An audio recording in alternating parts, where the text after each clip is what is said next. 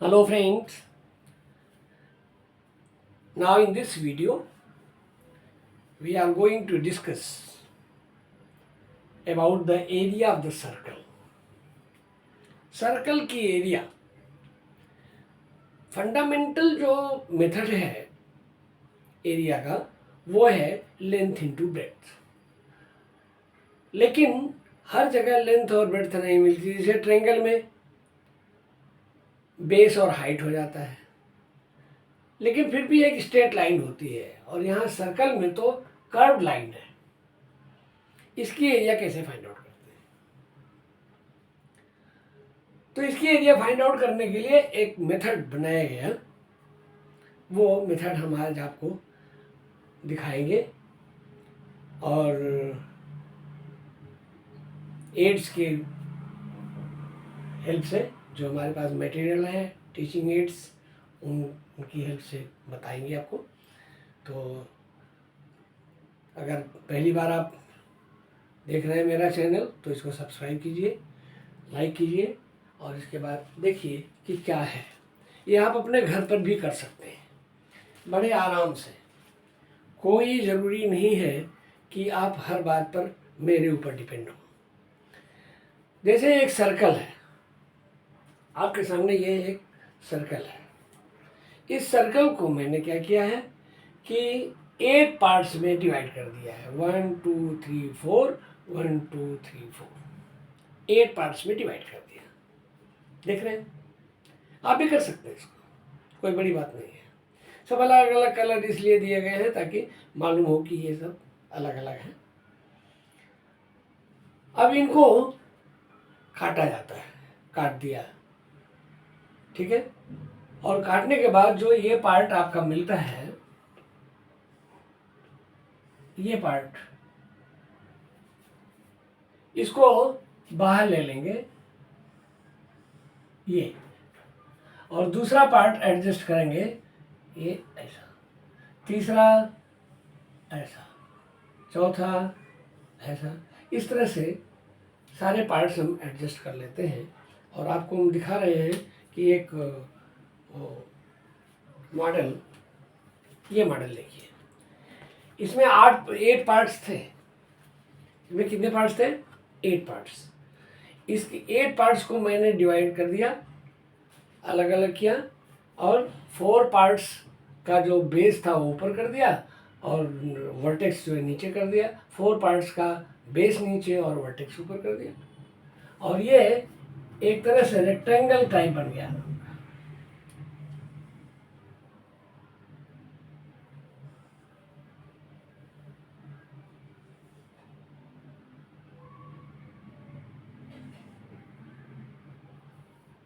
ये बन गया।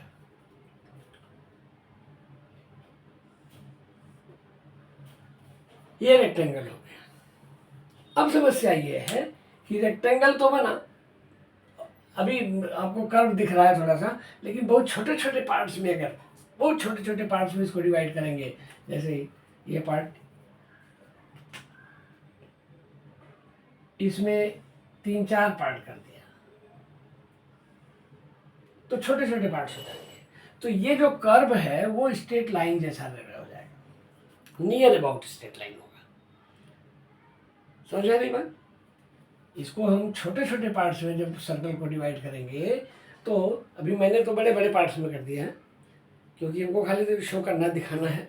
लेकिन ये समझे से इमेजिन करो कि इसको बहुत छोटे छोटे पार्ट्स में डिवाइड करना है, और उन सभी पार्ट्स को इस तरह से एडजस्ट कर लेना है, तो आपको मिल जाएगा एक रेक्टेंगल टाइप।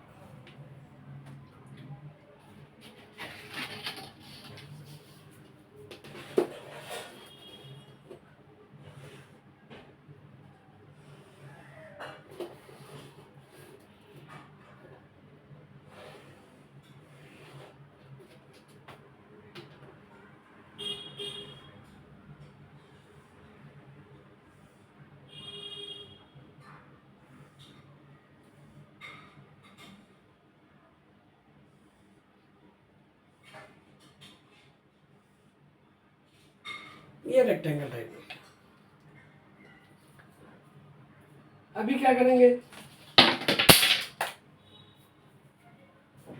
कि ये जो 4 पार्ट्स ऊपर वाले थे, पूरा जो है वो पहले, इसके पहले वाले वीडियो में मैंने बताया हुआ है कि circumference equals to pi r, मतलब pi r plus pi r, यानी ये आधा पार्ट जो है वो पाई आर है और ये आधा पार्ट पाई आर है।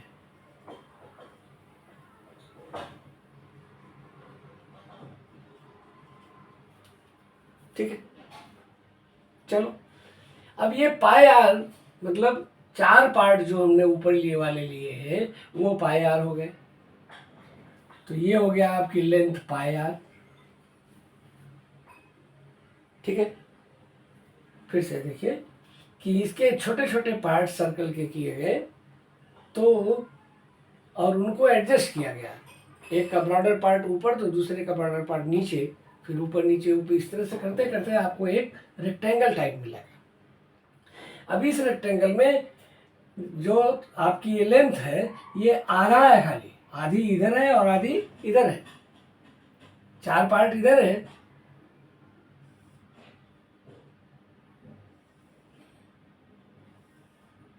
वन टू थ्री फोर, 1 2 3 4, 4 इधर हो गए और इसके बाद 5 6 7 8, 5 6 7 8, तो 1 2 3 4 तो पाई आर हो गया, 2 पाई आर का हाफ, और 5 6 7 8 भी पाई आर हो गया। हमको खाली एक लेंथ चाहिए और ये ब्रेड्थ जो थी वो तो आर ही है, रेडियस, तो ये हो गया रेडियस। अब एरिया ऑफ द रेक्टेंगल आपका यूज हो गया यहाँ, that is area equals length into breadth, that is pi r into r, that is pi r square. आप अपने घर पर भी इसको कर सकते हैं, बड़े आराम से कर लेंगे।